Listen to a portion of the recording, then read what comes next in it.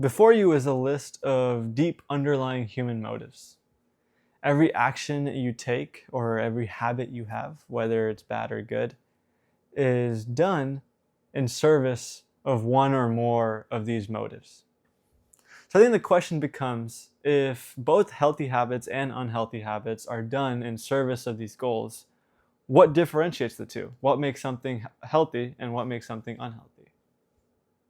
And I think the differentiating factor between these two things is that healthy habits accomplish these goals in a long-term way.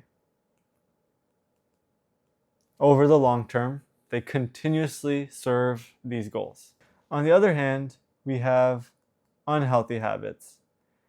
And they're different because they only serve these goals in the short term. And they actually undermine these goals in the long term. So how do we begin to get rid of our unhealthy habits? Well, I think there's a 3-step process to do this. In this process, the first step is going to be identify which motives your unhealthy habit serves. Okay, so just why are you doing the unhealthy habit? Figure that out first. Then the second step becomes, because of the way we've defined an unhealthy habit, something that achieves the underlying motive only in the short term, we know that it undermines that motive in the long term. So the second step, after you identify what motive you're trying to serve with your unhealthy habit, is to show that there is no connection in the long term between your unhealthy habit and your desired motive, the motive that you're trying to serve.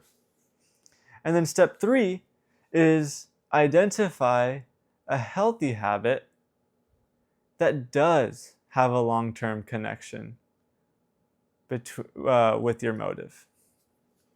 Okay, now I know this is a little abstract, so let's create a concrete example.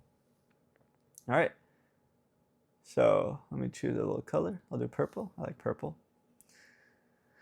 All right, so let's choose the habit of smoking. Now, what motive is smoking serving? So let's do that. Let's do step 1 first. So we might smoke to reduce anxiety, to cope with some life problem and reduce the uncertainty of that problem and reduce the anxiety. So we're servicing motive number 6. Now, we also might be smoking to gain the social acceptance and approval of our peers. So we might be, my apologies, didn't mean to move that. We might be servicing number 5 as well. Okay, so we've identified what motives smoking serves, and I'm sure there's other motives, but just for the sake of explanation and simplicity, I'm going to choose those 2 for this example. Now we need to do step number 2, which is identify or highlight to ourselves that unhealthy habit of smoking does not have a long-term relationship with motives 5 and 6. In other words, that smoking undermines our ability to reduce uncertainty and anxiety, and it undermines our ability to gain social acceptance and approval in the long term. Okay, well, when we smoke, we are creating health problems for ourselves down the line. And so that is going to bring anxiety and bring uncertainty to our lives. So clearly, smoking does not have a long-term relationship with number 6. Okay? Now for the social acceptance and approval one, if we're smoking, it can lead to mood swings, and that can affect our relationships with our loved ones. And it can affect relationships at work, undermining our sociability at work and undermine our colleagues' sentiments towards us, or sour our colleagues' sentiments towards us. And it can damage our career, and that is also going to lead us to feel less socially accepted and approved of. So in that sense, smoking is also, we can add number 5 to here, showing that smoking in the long term undermines our ability to gain social acceptance and approval. Okay, so we've identified that we've done steps 1 and 2. We've identified that smoking, why we do smoking, what we're chasing, and we've identified that, or we've highlighted for ourselves that smoking in the long term is actually going to undermine our ability to achieve those things. So now we're ready for step number 3, which is to highlight or identify a healthy habit that does have a long-term correlation with the underlying motives, with motives 5 and 6. So I think a good candidate is exercise. Write that down. Exercise. Why? Now, I think there's a strong relationship between exercising and reducing uncertainty and anxiety. When we exercise, we release endorphins, and we just physiologically are less stressed out after we work out. We're less stressed out and we feel more satisfied after we work out. And this is something that's not decreased over time or as we exercise more and more. Every day that we exercise leads us to have less anxiety. Furthermore, exercising leads us to have less health problems, which decreases our anxiety and uncertainty. So I can say pretty strongly that exercise has a long-term correlation with motive number 6.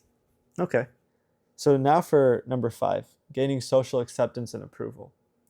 Well, when we exercise, we become more confident, and that will lead us to have greater social acceptance and approval. When we exercise, we have better physiques, which can also lead to greater social acceptance and approval. And when we exercise, we have generally more energy, which will lead us to, again, have a greater social presence and thus gain social acceptance and approval. So I can also comfortably say that exercise has a long-term correlation with motive number 5. In other words, it doesn't undermine motive number 5 the more we exercise. So what we've done, just to recap, is systematically spot the motives behind our bad habits, reframe our bad habits as obstacles to those same motives, and then choose positive alternatives to fulfill those motives in a way that truly supports our goals in the long term.